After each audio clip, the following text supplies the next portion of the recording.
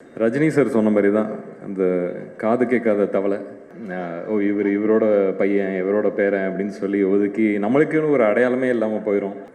கண்டுபிடிச்சி அந்த இடத்துல தான் ஒரு மன அழுத்தம் அப்படின்னு சொல்கிறதுனா அங்கே தான் வந்துச்சு. ஒரு நடிகர் தொடர்ந்து கமர்ஷியல் சினிமாவும் பண்ணி எக்ஸ்பெரிமெண்டல் சினிமாவும் பண்ணுறது ஒரு வரம். அப்படி சிவாஜி சாரும் பிரபு சாரும் கேட்டு வாங்கிட்டு வந்த வரம் தான் இப்போ நம்ம கூப்பிட போகிறோம். விக்ரம் பிரபு சார் அவர்களை அன்போடு பேச அழைக்கிறோம்.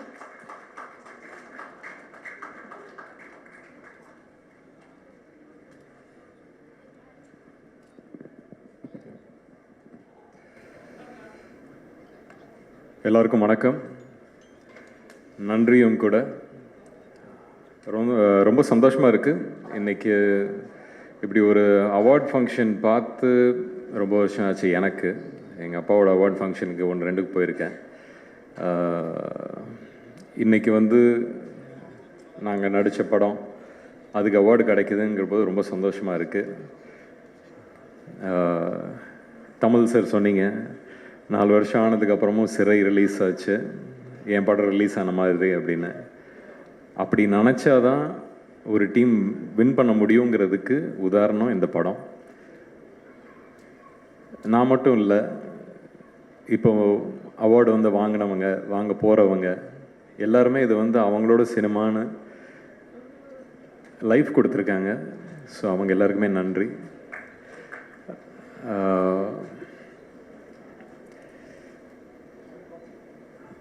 டானாக்காரனுக்கு அவார்டு கிடச்சிச்சு ஸ்டேட்லேருந்து. அது எப்படி நடந்துச்சு என்னன்னு புரியல. ஏன்னா 25th December 2025 25வது படம் எப்படி சிறையாக அமைஞ்சிச்சோ, ஒரு வெல்விஷர் ஃபோன் பண்ணி சொல்ல போது ஓ அப்படியா அப்படின்னு சொல்லி ஏற்றுக்கிட்டு வந்தது. அதுக்கப்புறம் படம் ரிலீஸ் ஆகி நல்லா போயிட்டுருக்கு.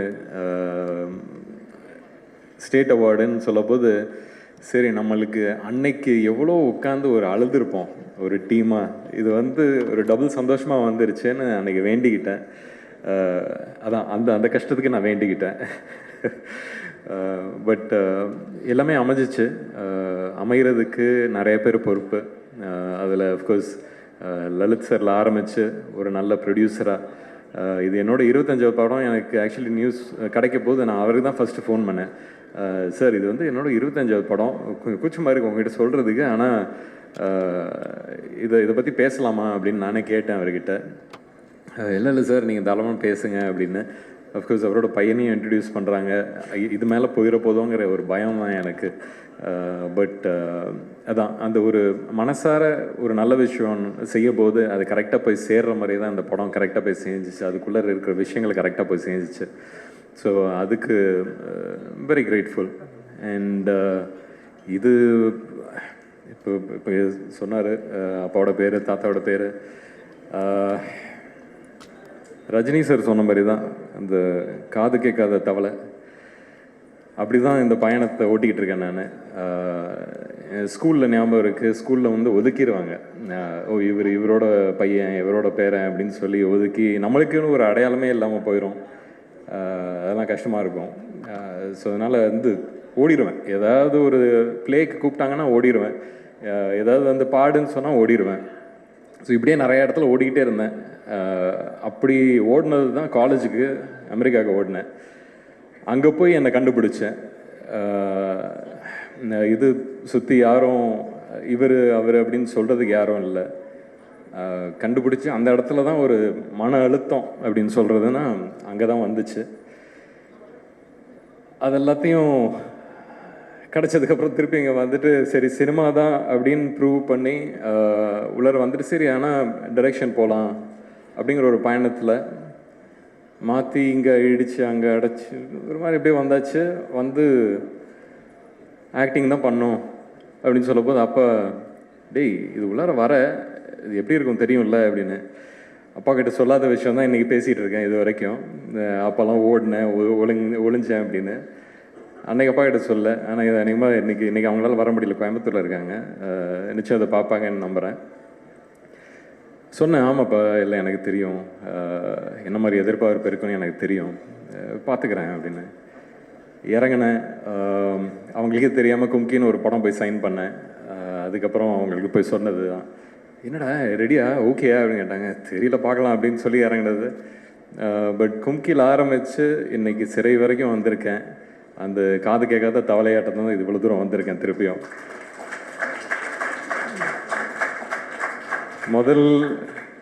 முதல்ல ஆரம்பித்தோடனே பெரிய ஒரு வெற்றியாக கிடச்சிச்சு.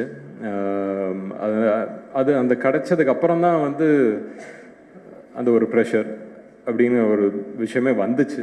பட் அந்த ப்ரெஷரையும் திருப்பியும் ஒதுக்கி வச்சிடலாம்.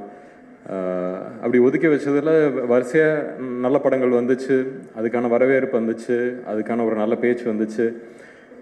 நடுவில் எங்கெங்கே மிஸ் ஆனதுக்கும் நிறைய விஷயங்கள் சொன்னாங்க, தெரியாதவங்களாம் வந்து திட்டினாங்க. அப்போ சரி, நம்மளுக்கு தான் தெரியும் நம்ம என்ன பயணத்தில் இருக்கோம். இது உள்ளார சினிமாவை நீங்கள் அது மட்டும்தான் பார்க்குறீங்க. பர்சனலாக எனக்கு நிறைய விஷயங்கள் போயிட்டு இருந்துச்சு. ஸோ அதனால் மேபி நான் இப்போ திரும்பி பார்க்க போதெல்லாம் அப்பப்போ பார்ப்பேன். சரி, நிறைய விஷயங்கள் நம்ம லைஃப்பில் சில விஷயங்கள் மைண்டு அப்செட் பண்ணுச்சுன்னா அது வந்து ஏதோ ஒரு இடத்துல தெரியும்னு அது சினிமாவில் தான் எனக்கு தெரிஞ்சிருக்கு. அது வந்து நான் திருப்பியும் பிடிச்சி இழுத்து உட்கார வச்சு, சரி இது என்ன பண்ணுறோம், கரெக்டாக பண்ணு அப்படின்னு சொல்லிட்டு என்ன திருப்பி தேத்திக்கிட்டு வர்றதுக்கே கொஞ்சம் டைம் ஆகிடுச்சு. பட் அதுக்கப்புறமும் சினிமாக்குன்னு ஒரு விஷயம், ஒரு டைம், ஒரு லக்கு, இவ்வளோ விஷயங்கள் இருக்குது. அதுக்குள்ளே இருக்கிற பாலிடிக்ஸ் இருக்குது. வளர போதே தட்டி விடுறவங்க இருக்காங்க. யாரோட ஒர்க் பண்ணணும், யாரோட ஒர்க் பண்ணக்கூடாதுன்னு நிறைய விஷயங்கள் இருக்குது. அதெல்லாம் கற்றுக்கிட்டு தான் வந்திருக்கேன். ஸோ இந்த 25 படத்துக்கு அப்புறம் என்ன அப்படின்னு கேட்டுக்கிட்டால் இப்போ தான் முதல்ல ஆரம்பிக்கிற மாதிரி இருக்குது எனக்கு. இதுக்கப்புறம் பண்ண போகிற விஷயங்கள் எல்லாமே வந்து எனக்கு முதல் படத்துலேயே தெரிஞ்சதுன்னா இன்னும் பெட்டராக இருந்திருக்குமேன்னு ஒரு எண்ணமும் இருக்குது. பட் அப்பா சொன்ன மாதிரி தான், டேய் நான்லாம் வந்து உன்னை ஹெல்ப்லாம் பண்ண மாட்டேன், நீனே கற்றுக்கிட்டு வரணும் அப்படின்னு. இப்போ கற்றுக்கிட்டு வந்திருக்கேன். இதுக்கு மேலே என்ன நடக்குது, எது நடக்குதுன்னு நம்ம பார்க்கணும். பட் அதுக்கான ஒரு தைரியம், அன்றைக்கி எப்படியும் ஒரு கும்கி யானையை பிடிச்சிக்கிட்டு வா அப்படின்னு போன மாதிரி, அந்த மாதிரி தான் இன்றைக்கி இண்டஸ்ட்ரியும் பிடிச்சிட்டு போயிட்டுருக்கேன். ஸோ அப்படி இந்த பயணத்தில் மீட் பண்ண இந்த சிறை டீம், நம்ம டானாக்காரன் தமிழ் சார் ரொம்ப கொடுத்து வச்சுருக்கேன். Lalit sir, thank you sir for taking a movie like this. Akshay சொன்ன மாதிரி தான், தமிழ், தெலுங்கு, மலையாளம் எல்லா இண்டஸ்ட்ரியிலேருந்தும் ஃபோன் பண்ணி இந்த படத்தை பற்றி பேசுகிறாங்க. இந்த படம் ஒரு விஷயம் பண்ணுது. ஒரு படம் என்ன பண்ணணுமோ, ஒரு கதை ஒருத்தர்கிட்ட அது போய் சேரப்போது அது என்ன பண்ணணுமோ அதை பண்ணுது. அதுதான் சிறை. அந்த இம்பேக்ட்டுக்கு தான் நம்ம வந்து இந்த சினிமாங்கிறது அந்த ஆர்ட்டை பிடிச்சிக்கிட்டு எடுக்கிறோம். தமிழ் சார் சொன்னார், நிறைய ரைட்டர்ஸ் உள்ள இடம் இங்கே தமிழகத்தில் தான். நம்மளுக்கு தான் பூர்வீகமாக லாங்குவேஜே நம்மளோடது தான். அப்போ ரைட்டர்ஸ் இங்கே தானே இருப்பாங்க. அந்த ரைட்டர்ஸ்க்கு வந்து கரெக்டான ஒரு வாய்ப்பு கிடச்சிதுன்னா நல்ல கதைகள் எடுத்துகிட்டு வர முடியும். நம்மளோட இண்டஸ்ட்ரி பற்றியும் பெருமையாக பேசலாம், பெருமைப்படலாம். ஸோ அதெல்லாம் நடக்கும்னு நம்புகிறேன் in the future. And again, thanks to every single one of you. Akshay, முதல் படத்துலேயே வர ஒரு சக்ஸஸ்ங்கிறது வந்து எப்படி எடுத்துக்கணுன்னா, இப்போ இவங்களுக்கெல்லாம் இப்போ பாகுபலி வந்துச்சு, இல்லை மகதீரா வந்துச்சுன்னு வச்சுங்களேன். உங்களுக்கு அந்த மாதிரி ஒரு பட்டம் ஏற்கனவே உங்கள் கையில் வச்சுருக்கீங்கன்னு வச்சுங்க. அடுத்தடுத்து வர்றது 4 படம் ஆகுதோ இல்லை அடுத்த படமே ஆகுதோ அப்படிலாம் நினைக்காதீங்க. அது வரும், நடக்கும். எனக்கு என்னோடய ஜேர்னியை வச்சு தான் உங்களுக்கு சொல்கிறேன், my experience. So let's keep it positive. நிறைய நெகட்டிவ் நடக்குது. ஸோ பாசிட்டிவாகவே யோசிப்போம், பாசிட்டிவாகவே பண்ணுவோம். அண்ட் எனக்கு ஒரு சின்ன ஆசை, நம்மளோட டீம் மெம்பர்ஸ் இங்கே எல்லாருமே ஒரு 5 minutes ஆனாலும் நீங்கள் எல்லாம் கொஞ்சம் ஸ்டேஜில் வந்தீங்கன்னா ஒரு பெரிய ஃபோட்டோ எடுத்துக்கலாம்னு நம்புகிறேன். ஏன்னா நான் ஃபஸ்ட் டே படம் ரிலீஸ் ஆகிற நாள் அன்னைக்கு ட்விட்டரில் போஸ்டரும் போட்டு, அன்னைக்கு நம்ம ஃபங்க்ஷன் அன்றைக்கி இருந்த டீமோட ஃபோட்டோவை போட்டு இது எங்களோட டீம் கிட்டேருந்துன்னு சொன்னேன். இன்றைக்கி வெற்றி அடைஞ்சாச்சு. ஸோ அதுக்காக நீங்கள் எல்லாருமே கொஞ்சம் ஸ்டேஜில் வந்து ஒரு புகைப்படமாக எடுத்தால் அது என்னோடய ஆஃபீஸில் நான் வச்சுப்பேன். ஸோ கொஞ்சம் எல்லாம் நம்ம சிறை டீம் எல்லாருமே கொஞ்சம் மேலே வாங்க, எல்லோரும் வாங்க. கம் வர்ஷினி, ஆக்டர்ஸ் எல்லாருமே நீங்கள் டீம்னு நினச்சிங்கன்னா மேலே வாங்க.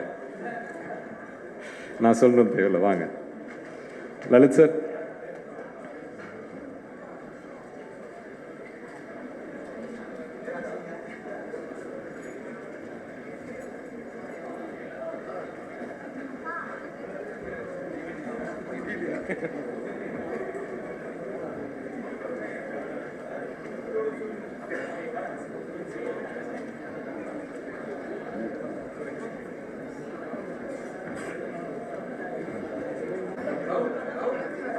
வா இளங்கோ எங்க இளங்கோ மைக் மைக்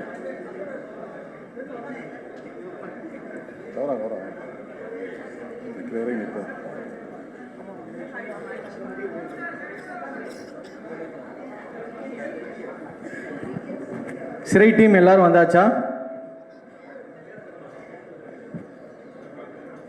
எல்லாரும் வந்தாச்சுல? ஓகே. ஃபர்ஸ்ட் ஃபோட்டோஸ், அதுக்கப்புறம் வீடியோஸ். ஃபோட்டோஸ் கீழே கீழே அப்படியே பார்த்துருங்க. இப்போ யாரும் நவந்துட வேணாம், அங்கே தூரத்தில் வீடியோஸ்.